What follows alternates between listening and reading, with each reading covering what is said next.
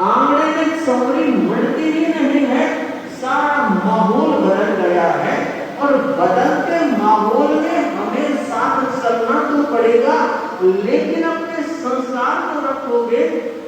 मैं बताना चाह रही हूँ, आज की रिसोर्ट संस्कृति अपसंस्कृति की तरफ हमें ले जा रही है। आपकी शादियां हो रही है और शादियों में प्री वेडिंग चल रहे हैं ना, क्या क्या दिखाना चाह रहे, क्या बताना चाह रहे हो आप? कमरे की बात ओपनली सोचो तो सही, विचार तो करो।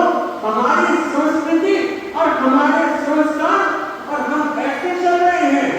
मैंने तो बहुत से क्षेत्रों में प्री वेडिंग पे क्या करवाए हैं कि नहीं, ये हमारी संस्कृति नहीं, पूल पार्टियां चल रही। कैसे कैसे कपड़े आप पहन रहे हो, बच्चों को क्या सिखाओगे जब आपको खुद को सीख नहीं है कि किस समय मुझे किन कपड़ों के साथ रहना चाहिए। बंधु, सच में ये बहुत बड़े संस्कार देने की बात है। आप ऐसा करके अपने बच्चों के भविष्य को उज्जवल नहीं बना रहे हो। रास्ते में हमारे घर की बहु बेटियां नाचती हैं, डांस करती है।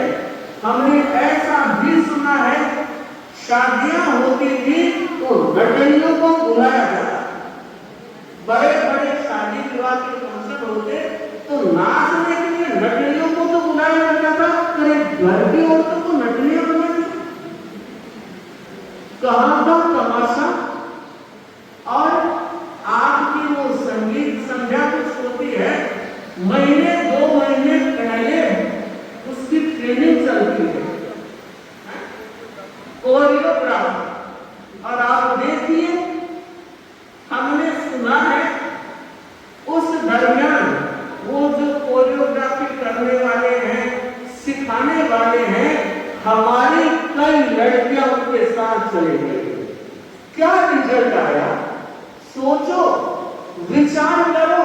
आप इन संस्कारों को अगर पल्लवन दे रहे हो, ऐसे संस्कारों को बढ़ावा दे रहे हो, तो मैं पूछना चाहती हूं, कल आपके बच्चे क्या सीखे, क्या सिखा रहे? ध्यान देना है, विचार करना है। और एक बात और कहूं, लीडर की व्यवस्था, समझ रहे हो,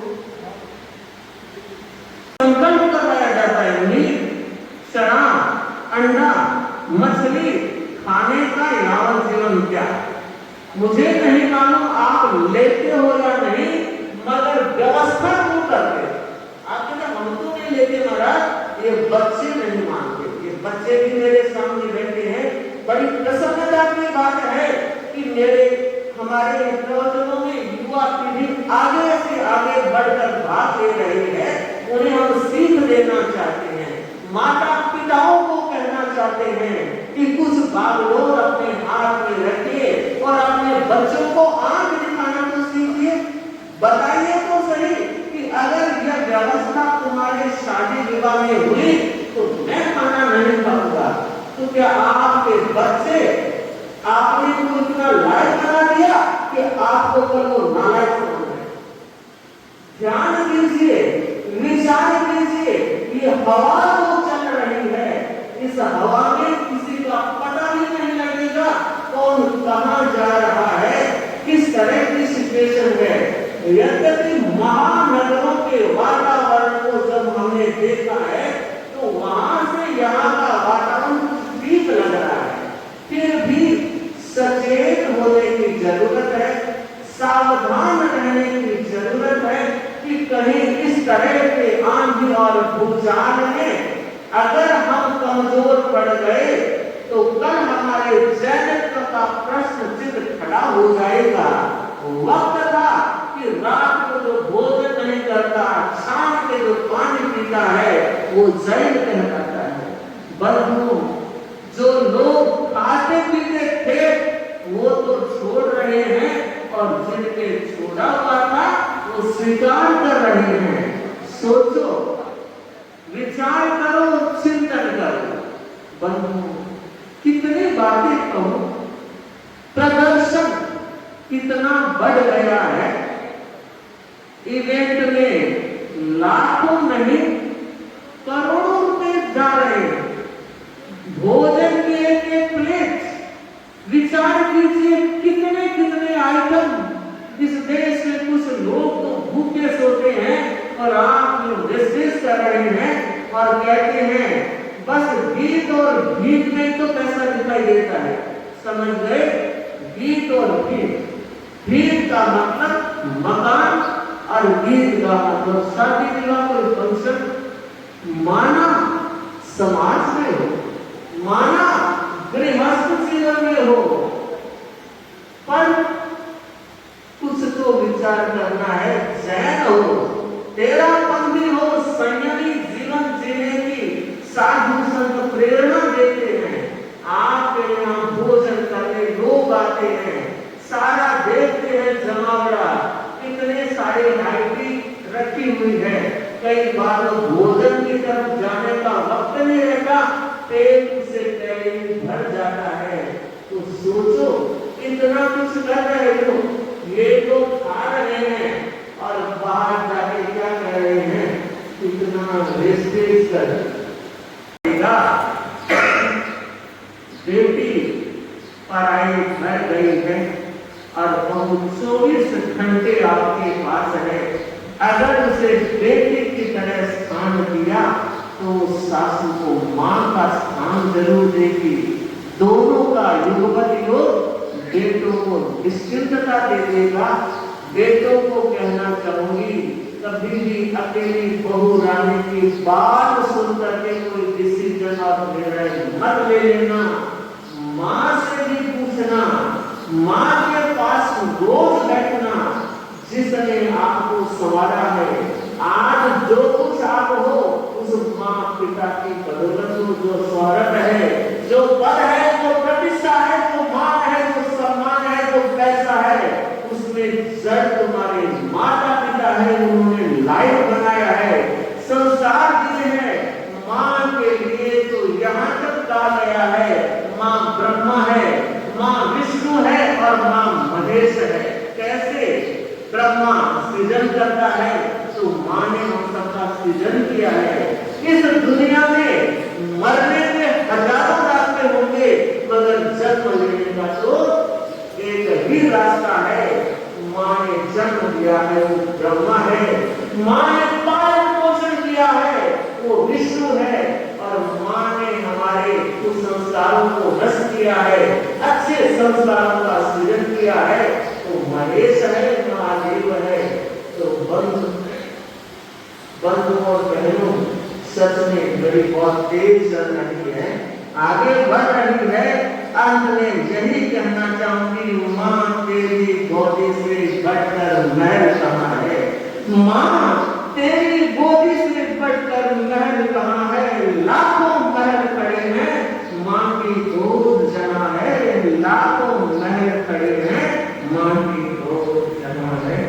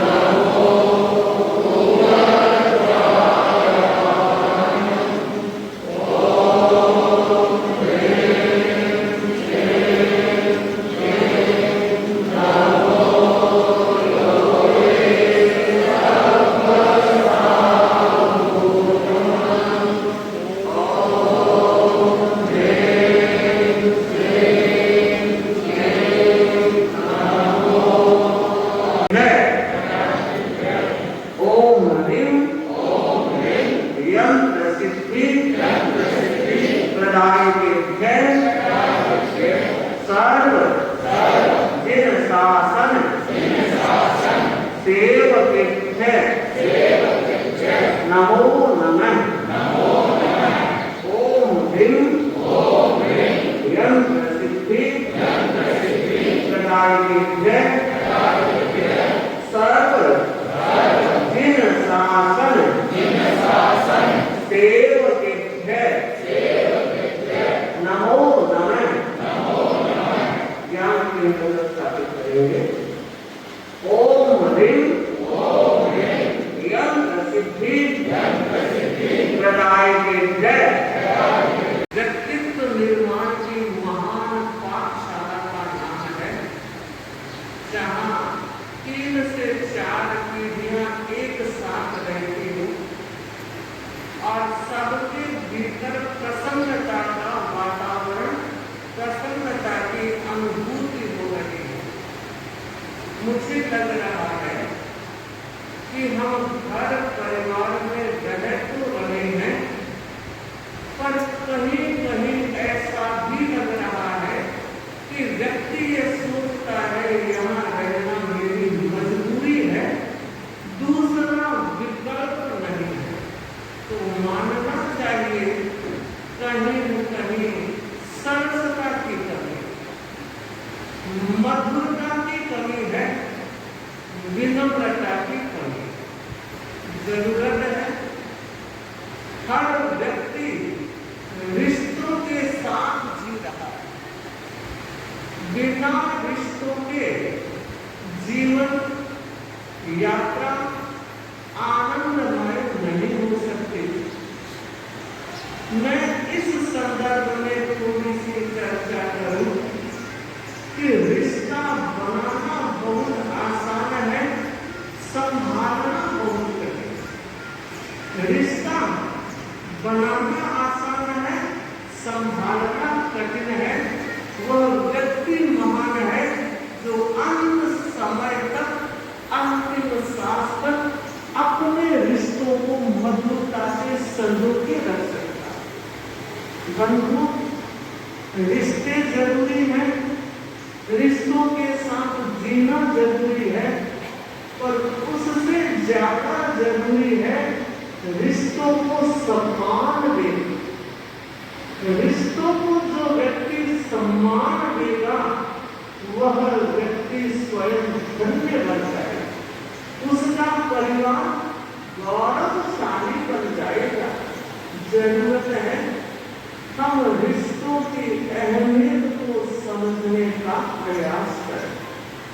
रिश्ते हमारे जीवन की है, व्यक्ति धन्य बन जाता है। चारों भाई एक मां के 4 बेटे नहीं थे, 3 माताओं के 4 भाई थे, मगर चारों भाइयों का प्रेम आज की तारीख में हर भाई के लिए आदर्श है, रोल मॉडल। चारों भाइयों का जो गठबंधन था, चारों भाइयों की जो बॉन्डिंग थी, मैं कहना चाहूंगी आज के इस परिषद में जितने भी भाई बैठे हैं वो जरूर ध्यान दें हम अपने भाई के लिए क्या कर रहे हैं। माता पिता के बाद अगर कोई सहयोगी होता है तो वो भाई होता है। भाई भाई की पूजा होती है। भाई को भाई से आत्मीय भाव के साथ व्यवहार करता है तो भाई भी धन्य होता है, वो भाई भी महान होता है। जब राम चल रहे थे, अचानक उनके पैर में कांटा है। स्वाभाविक है, कहाँ राजसी ठाटबाट और कहाँ ऊपर खाबर धरती पर चलना। खड़ाऊ पहने हुए थे, इधर उधर काम हुआ, कांटा लगा। और कहते हैं जिस समय कांटा लक्ष्मण ने खींच करके निकाला, केवल कांटा भी नहीं निकला, वहां से खून भी निकला। मैया सीता ने देखा, आंख गीली हो गई और कहा प्रभु, राम ने कहा सीते, यह पहली कसौटी है, आज हमें हर कसौटी को पार करना। कैसे? प्रसन्नता के साथ।